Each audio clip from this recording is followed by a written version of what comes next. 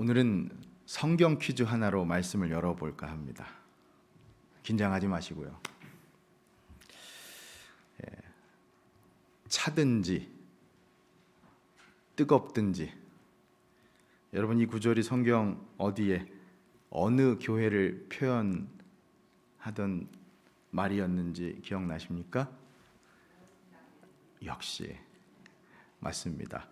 요한계시록 3장에 그 라오디게아 교회 보내는 편지 내용 가운데 나오는 말씀입니다. 계시록 3장 15절에 이렇게 기록되어 있습니다. 내가 내 행위를 아노니 내가 차지도 아니하고 뜨겁지도 아니하도다.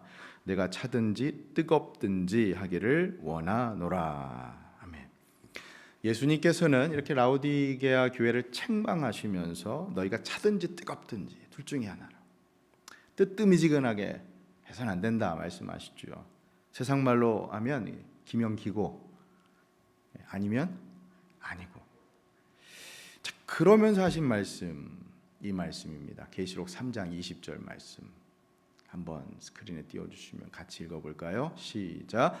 볼지어다 내가 문 밖에 서서 두드리노니 누구든지 내 음성을 듣고 문을 열면 내가 그에게로 들어가 그와 더불어 먹고 그는 나와 더불어 먹으리라. 아멘. 여러분, 예수님께서 왜 두드리실까요? 문을 열라는 거죠. 그럼 그 문은 무엇을 상징할까요? 어떤 문입니까? 우리 마음의 문, 우리 영혼의 문을 열라는 것이죠. 그 문을 열어야 주님께서 들어오셔서 우리가 주님과 더불어 먹는 영적인 교제를 할 수 있기 때문입니다. 그러니 여러분, 그런 의미로 보면 저는 신앙이라는 것이 결국 선택이라고 여겨집니다. 문을 여느냐, 그대로 닫고 있느냐. 차가울 것인가, 뜨거울 것인가. 그 선택의 기로에서 과감히 문을 열고 예수님을 만나면 뜨겁게 교제하며 나아갈 수 있고, 아니면 그걸 영원히 누릴 수 없고 말입니다. 그러니 여러분 어찌해야 하겠습니까? 우리가 지금 뭘 해야 하겠습니까? 당연히 우리가 그 문을 열고 예수님 우리 중심에 모시고 우리 심령과 삶의 중심에 예수님을 주인으로 모시고 예수님과 친밀한 교제를 누리며 살아가야 하겠죠. 저는 그 은혜 여러분들께서 하루하루 누리며 살아가시기를 진심으로 소망합니다. 선택. 선택이라고 하는 것을 생각할 때 늘 고민하는 것이 최선과 차선입니다. 간혹 우리가 그런 말을 하죠.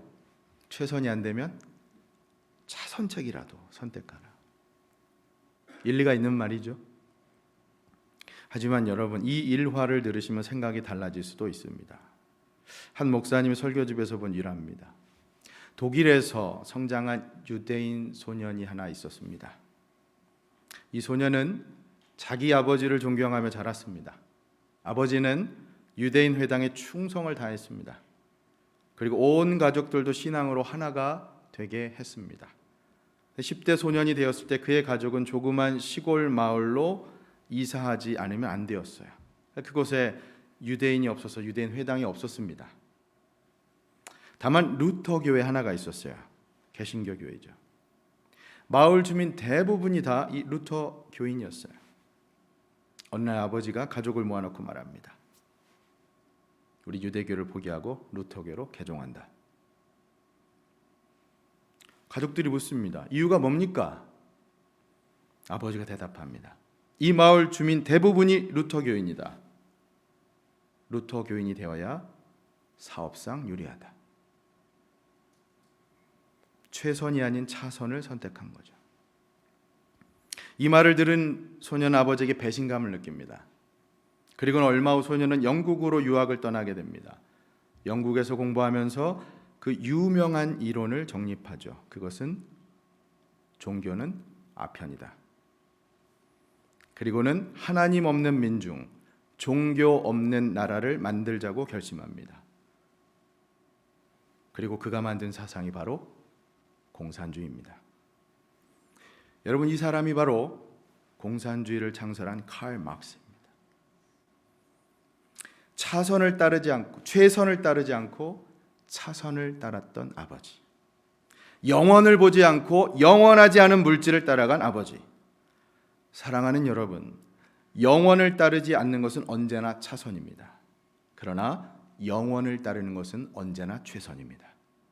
영원한 하나님을 따르는 것은 언제나 우리 인생의 최선입니다. 그것을 믿고 살아가시길 바랍니다. 그러니 우리에게 영원한 생명을 주시기 위해 십자가 주신 예수님의 십자가를 붙들지 않는 선택은 언제나 그건 차선입니다. 그러나 반면 여러분 삶에서 예수님 편에 서는 선택, 예수 그리스도의 십자가를 통해 주시는 능력, 그것을 갖고 살아가는 선택은 언제나 최선의 선택임을 잊지 마시고 십자가의 능력을 누리며 살아가실 수 있기를 예수님의 이름으로 간절히 축원합니다. 안타까운 것이요, 우리 같으면, 지금 이 자리에 있는 우리 같으면 선택의 기로에서 당연히 예수님 편을 선택할 텐데 어떤 사람들은 안 그렇습니다. 어떤 사람들은 아예 거부하고 어떤 사람들은 또 눈치만 살살 이쪽에 펼까 저쪽에 설까, 기회주의라고 하죠. 오늘 본문에도 그런 모습을 보이는 한 인물이 등장합니다. 바로 빌라도입니다. 본명 폰티우스 필라투스. 이 유대의 5대 총독이었어요. AD 26년부터 36년, 대략 10년 정도 로마를 대신해서 유대를 통치했습니다. 유대 역사가 했던 요세푸스의 책에 의하면 그는 아주 잔인한 총독으로 악명이 높았고 또 이 로마 황제의 지나친 아부와 충성심, 그거로 일관한 사람으로 기록되어 있습니다. 자, 그런데 이 사람이 오늘 본문에서는 철저히 기회주의자로 그려집니다. 유대인들의 민심이 폭발해서 밀란이 일어날까 노심초사하면서 어느 사람을 놓아줘야 하는가, 바라바를 놓아줘야 하는가. 아니, 그는 정반대로 예수님을 십자가로 몰아 넘겨주고 맙니다. 최악의 선택을 저지르죠. 아니, 최악의 죄악을 범하고 맙니다. 그런 여러분, 이 십자가를 바라본 빌라도의 시선, 그가 어떻게 십자가를 이해하고 해석했는가? 그는 현실에만 집착하는, 현실에 타협하는 기회주의자였습니다. 그 결과 그가 십자가를 바라본 시선도 그저 십자가는 세상에서 능력받고 저주받는 형틀에 불과한 것으로 이해를 했죠. 십자가는 분명 온 인류를 구원하기 위한 하늘나라의 큰 뜻이었음에도 불구하고 그에게는 그저 죄수들을 고통스럽게 참혹하게 고문하다가 죽여버리는 형틀로밖에 보이지 않았습니다. 만약 그가 이 십자가와 예수님을 올바로 이해했다면 이런 일은 저지르지 않았겠죠. 그의 아내 말만 들었어도 이러지는 않았을 겁니다. 여담이지만 우리 사랑하는 남자 성도님들, 아내 말씀 귀 기울이시기 바랍니다. 조크로 한 건데 예. 사랑하는 여러분, 현실에만 집착하는 기회주의자요, 하늘의 것이 아닌 땅의 것에만 집착하며 살아가는 세속주의자, 그런 빌라도의 모습이 아니라 여러분과 저는 하늘의 것을 꿰뚫어 바라볼 수 있는 영적인 안목으로 살아갈 수 있기를 소망합니다. 그럴 때 진정한 십자가의 가치를 발견할 수 있고, 그럴 때 진정 십자가의 능력을 누리며 살아갈 줄로 믿으시기를 바랍니다. 그렇습니다. 하늘의 것을 꿰뚫어 볼 수 있는 영적인 안목이 우리에게 필요합니다. 오늘 본문 11절은 당시 상황을 이렇게 전하고 있습니다. 11절 말씀을 같이 한번 읽죠. 시작. 예수께서 총독 앞에 섰음에 총독이 물어 이르되 내가 유대인의 왕이냐? 예수께서 대답하시되 내 말이 옳도다 하시고, 예수님을 사형에 처하길 원했던 유대의 지도자들, 결국 예수님을 결박해서 빌라도에게 끌고 갑니다. 그러나 빌라도가 그냥 예수님을 죽이지는 못하죠. 그들이 고소한 죄목 중에 특별히 스스로 왕이다라고 하는 그 정치적인 죄, 그거에 집중해서 신문을 하게 됩니다. 그래서 묻는 거예요. 내가 유대인의 왕이냐 묻습니다. 하지만 어찌된 영문인지 예수님께서 아무 말씀도 하지 않으십니다. 침묵하시죠. 침묵으로 일관하십니다. 12절에 이렇게 말씀을 하죠. 대제사장들과 장로들에게 고발을 당하되 아무 대답도 아니하시는지라. 13절 이에 빌라도가 이르되 그들이 너를 쳐서 얼마나 많은 것으로 증언하는지 듣지 못하느냐. 그러나 여전히 14절 한마디도 대답하지 아니하시니 총독이 크게 놀라워하더라. 예수님 침묵하십니다. 여러분 들어보셨겠지만 예수님께서 십자가를 지시는 그 과정에서 세 가지가 없으셨습니다. 세 가지. 첫째, 예수님 말씀이 없으셨어요. 무언. 둘째, 예수님은 저항하지 않으셨습니다. 무저항입니다. 셋째, 예수님께서는 무능력. 능력이 없어서가 아니라 능력을 보이지 않으셔서 무능력입니다. 이 세 가지. 십자가의 길로 나아가실 때 구약의 이사야 53장 고난받는 종 그 모습 그대로 우리를 위해서 다 잡으셨습니다. 그러나 빌라도는 예수님께서 지셔야 했던 그 십자가를 이해할 수가 없었죠. 하늘의 눈이 열려야 그것을 이해할. 그런데 세상의 눈으로 이해하려니 그게 어찌 이해가 되겠습니까? 하지만 그도 예수님의 무죄는 알고 있었습니다. 한 가지 꼼수를 내죠. 흔히 얘기하는 특사. 여러분 오늘날에도 각 나라마다 그런 규례가 있잖아요. 한국도 무슨 광복절 특사니 설날 특사니 범죄자를 석방해주는 그런 문화가 다 있습니다. 6월절 특사로 예수님을 석방해 주려고 했습니다. 그러나 그것조차도 이 종교 지도자들은 다 거부하고 군중들을 선동해서 끝내 예수님 대신 바라바를 풀어주게 만듭니다. 이 기회주의자였던 빌라도는 결국 바라바 대신 예수님을 십자가에 못 박히도록 그렇게 내버려 둘 수밖에 없었죠. 자, 21절을 보십시오. 같이 읽습니다. 시작. 총독이 대답하여 이르되 둘 중에 누구를 너희에게 놓아주기를 원하느냐. 이르되 여러분의 답은 무엇이어야 할까요? 자, 22절. 빌라도가 이르되 그러면 그리스도라는 예수를 내가 어떻게 하랴. 그들이 다 이르되 십자가에 못 박혀야 하겠나이다. 자, 여러분의 답은 무엇이어야 하겠습니까? 23절. 빌라도가 이르되 어찌 미냐 무슨 악한 일을 하였느냐. 그들이 더욱 소리질러 이르되 십자가에 못 박혀야 하겠나이다 하는지라. 자, 여러분의 답은 무엇이겠습니까? 24절.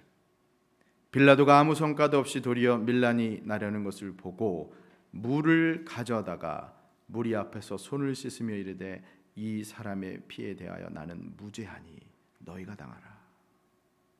25절. 백성이 다 대답하여 이르되 그 피를 우리와 우리 자손에게 돌릴지어다. 정말 무지몽매한 모습입니다.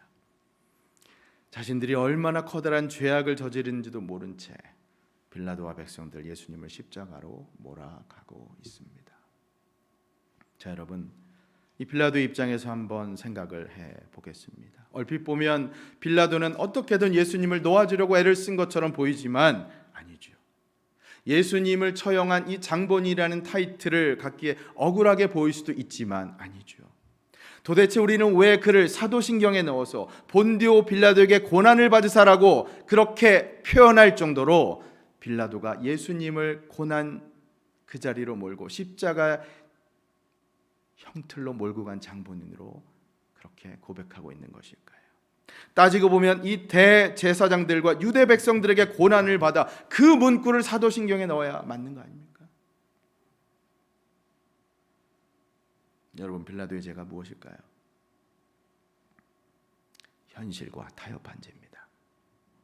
진실을 안 채 거짓을 선택한 죄입니다. 하늘의 것을 볼 수 있었음에도 땅의 것만을 고집한 죄입니다. 하지만 예수님의 피 흘림이 자기 탓은 아니라고 십자가 자기에 무관하다고 손을 씻으며 도망간다고 여러분 그 죄가 씻겨질까요? 여러분 기억하십시오. 죄는 오직 예수 그리스도의 보혈로만 씻을 수 있습니다. 그는 이 사실을 몰랐습니다. 자신이 죄 짓는 것도 모르고 자신의 죄가 예수님의 피로만 씻김 받는 것도 모르고 예수님께서 피 흘리도록 내버려 둔 장본인이었습니다. 이게 바로 그의 죄이죠. 여러분, 빌라도를 통해 주시는 교훈을 이 시간 우리 모두가 겸허하게 새길 필요가 있어요. 왜냐? 따지고 보면 우리 중 그 누구도 빌라도를 정죄한 죄목들에서 자유롭지 못할 수 있기 때문입니다. 현실과 타협한 죄, 하늘의 것을 볼 수 있으면서 땅의 것만 고집하는 죄. 예수님, 우리 때문에, 나 때문에 십자가 지셨기 때문에 우리 역시도 빌라도를 정죄한 그 죄목에서 자유롭지 못할 수가 있단 말입니다. 어찌 보면 우리 이름이 사도신경에 들어가야 그게 더 합당하다는 말일 수가 있다는 말입니다. 본디오 빌라도에게 고난을 받으사가 아니라 임마누엘의 이찬우 때문에 고난을 받으시고 십자가에 달려 돌아가셨다고 그렇게 고백하는 것이 더 맞는 고백일 수 있다는 것이죠. 여러분, 빌라도를 묵상하다 보면 우리가 그 십자가의 가해자임을 깨닫게 됩니다. 골고다 언덕길에 어느 지점 서 있는 것이 바로 내 자신임을 발견하게 됩니다. 그러나 여러분, 거기서 끝난다면 우리 주님의 십자가가 아무 의미가 없겠죠. 그 십자가가 소망이 되는 것은 기억하십시오. 그 절망과 실패의 그 가장 처참한 죄인의 자리에서 여전히 우리를 향해서 두 팔 벌리시고 우리를 맞아주시는 분, 바로 예수 그리스도의 십자가가 우리에게 있기에 우리가 하루하루 살아갈 소망이 되는 줄로 믿으시기를 바랍니다. 그러니 여러분, 십자가를 바라보십시오.